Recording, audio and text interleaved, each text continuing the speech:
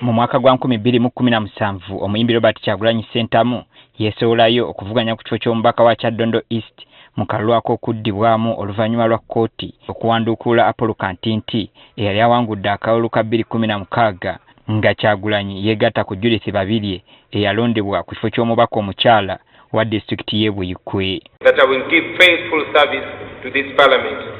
Okuva olwo abayimbi ne bannabitone bangi ekinyegenyege ky'ebyobufuzi kyabakwata era mu kulonda kwa 2021 abalala ne beesowolayo okwesogga paalamenti. Ku bano kwaliko abayimbi nga Hilary Kiyaga amanyiddwa nga Dr. Hildaman ng'ono yawangula yali minisita w'ebyobusuubuzi ebiseera ebyo Amelia Kyambadde okukiikirira abantu ba Mawokota North. Geoffrey Lutaaya naye n'akiikirira abantu b'e Kakuuto. Rachel Magoola naye n'awangula ekifo ky'omubaka omukyala kw'ossa Kayemba Solo omutegesi w'ebivvulu naye n'awangula ekifo ky'omubaka wa Bukomansimbi South. Kyokka wadde bano bonna baddamu okwesimbawo ku bifo ebyo tewali n'omu yakomyewo mu paalamenti y'e12 wadde nga bangi bawakanya ebyava mu kulonda nga balumiriza obubbi bw'akalulu n'emivuyo egyakeetoobekamu. Ng'oggyeko ensonga bo ze bawa twogeddeko n'abalondoola ekisaawe ky'ebyamasanyu oba eby'okuyimba nabo ne batuwa endowooza yaabwe lwaki balowooza abantu bano baasuulibwa. Eddie Sendi nga naye munnabitone ate ng'amaze ebbanga ng'alondoola ekisaawe kino agamba bannabitone bano mu kusooka balondebwa mu kukyamuukirira. Ekyabajje mu Parliament babadde nga engeri y'okwesaamu empiki y'ebyobufuzi tebannagikwata.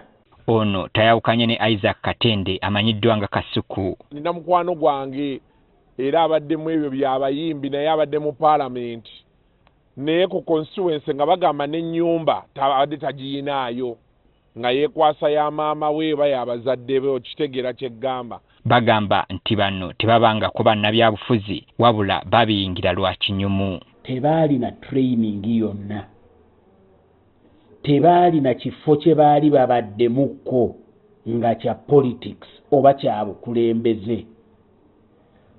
Kakati ne bajja nga bolaba swimming competition ne batandikira ku deep end. Okusinziira ku bano ebyobufuzi mu kiseera kino byakyuka nga mpaawo ky'amaanyi kye baali balina kukola mu paalamenti nga kino kye kyaviirako abantu okubasuula. Politics wa Uganda yafuuka wa kiboggwe era okukola kw'omuntu mu Parliament oba okukola kw'omubaka emirimu gye egy'essalira ena tekikyabeera kabonero kamuweesa bululu. Singa bwe kibadde Honorable Sseggona yandibadde ali mu Parliament, singa obuweereza bwa Parliament nga bwe bubadde buteekayo omuntu, Honorable Ssemujunganda yandibadde mu Parliament. Era bagamba abalonzi baava dda ku mulamwa nga nakyo kyandiba omuziziko ogwabalemesa okudda mu Parliament. Olina akugaa nti nze omusajja akalulu nakamuwa omutwalo gwange yagumpa noga nti ono akalulu yakaweereddeyo ku mutwalo n'ekumi etaano gye balimbu oli yayisaamu ettu naye ng'ettu bw'ogenda olitemaatema mwalimu oba omunnyo kasaketi kano kagula mmeka simanyi naye nga mwalimu kasaketi k'omunnyo. Mu paalamenti y'e12 Hussein Muyonjo amanyiddwa nga Ssengere ye munnakatemba yekka eyalondeddwa ku kifo ky'omubaka wa Parliament era nga wakukiikirira Jinja North.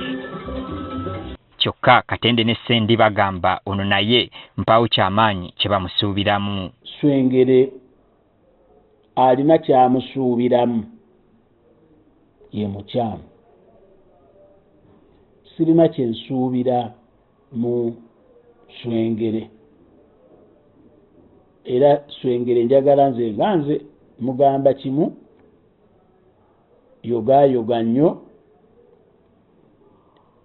jangu onyumirwa ekibuga lya ssente ly'omusaala digida tewabaawo alina kyakusuubiramu. Ye futu soja asookerwako baana abatasobola kukunga balonzi be kukola joint action balabe nti MP waffe atukulembedde mu kino oba bwana batasobola kugamba nti kati akulaakulanyiza ayambye abalonzi be mu ngeri eno n'asigala Kampala oba kusigala kuba masuuti nti atudde ne bana abanene abantu babirabye babikooye era ajja vaayo. Olwaleero Muyonjo alayidde ku Paalamenti nga tekimanyiddwa oba ye anaateekawo ekyenjawulo okwawukanako ne banne abaamusooka.